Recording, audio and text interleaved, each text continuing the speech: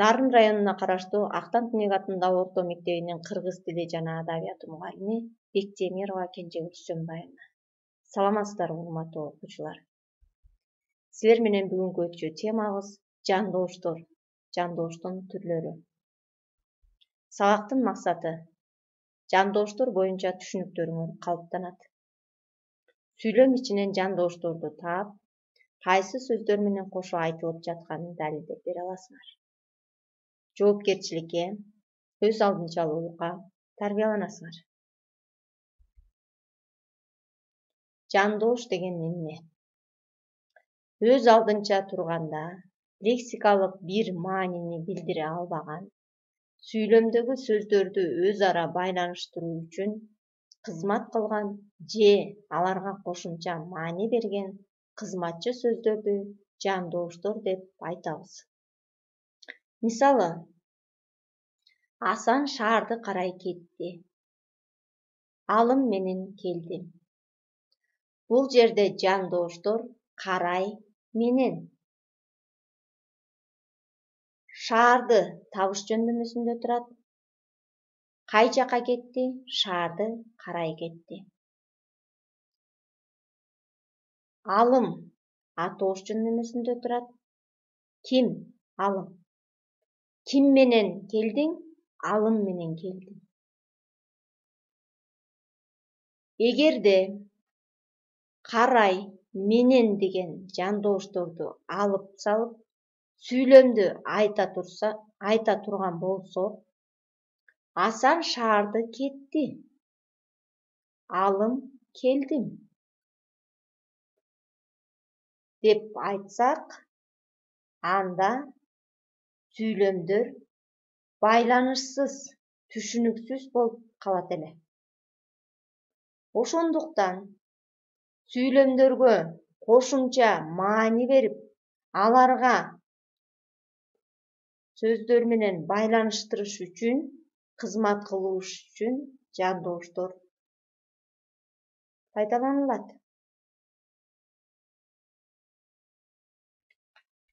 Жандооштор жөндөмөлөр менен айкашына карай өз ара 4кө бөлүнөт. Биринчиси атоош жөндөмөсүндөгү сөздөр менен айкашуучу жандооштор. Аларга менен, тууралуу, жөнүндө, аркылуу, боюнча, сайын, сыяктуу, үчүн, бою, бойдон деген сөздөр кирет. Экинчи түрү табыш жөндөмөсүндөгү сөздөр менен айкашуучу жандооштор. Аларга көздөй, карай, карата деген сөздөр кирет. Үчүнчү түрү барыш жөндөмөсүндөгү сөздөр менен айкашуучу жандооштор. Аларга караганда, жараша, чейин, дейре, карай, карата деген сөздөр кирет. Төртүнчү түрү чыгыш жөндөмөсүндөгү сөздөр менен айкашуучу жандооштор. Буларга көрө, көргүчө, ары, бери, мурун, мурда, кийин, соң деген сөздөр кирет. Балдар, бүгүн биз жаңы темага карата бир канча көнүгүүлөрдү аткарабыз. Китебиңердин 127 бетиндеги 222 көнүгүүнү көчүрүп жазып, жандооштордун алдын сызабыз. Алар кандай сөздөр менен кошо айтылып жаткандыгын далилдейбиз. Башкача айтканда, жандооштун 4 түрү бар дедик, айкашына карай.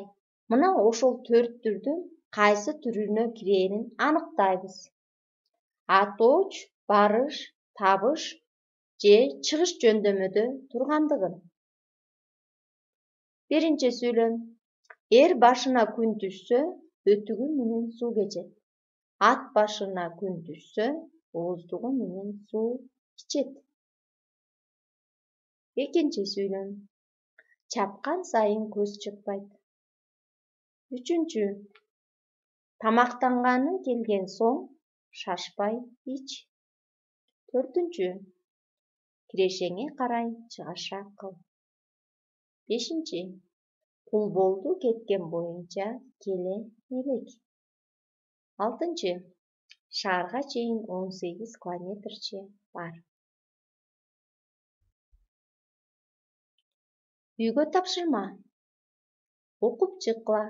Аралаш берилген жандоошторду жөндөмөдө башкарышы боюнча таблицанын 1 бөлүгүнө терип көчүрөбүз. Ар бир жандооштун айкалыш маанилерине карай жандап айтылуучу сөздөрүн таап, таблицанын 2 бөлүгүнө жазабыз. Ошо жандап айтылган сөзү менен бирге байланышкан этиш сөздөрүн таап, аларды 3 таблицага жазабыз. Мисалы, боюнча жандооч, эмне боюнча салт боюнча. Бул жерде жандалып айтылган сөз салт. Жандооч айкашкан этиш сөздү карасак, өткөрдүк. Салт боюнча өткөрдүк. Эмне кылдык? Өткөрдүк. Бул жерде этиш сөз өткөрдүк. Ушул сыяктуу кылып, жогорудагы жандоош сөздөрдү аткарып келебиз. Көңүл бурганыңыздарга чоң рахмат.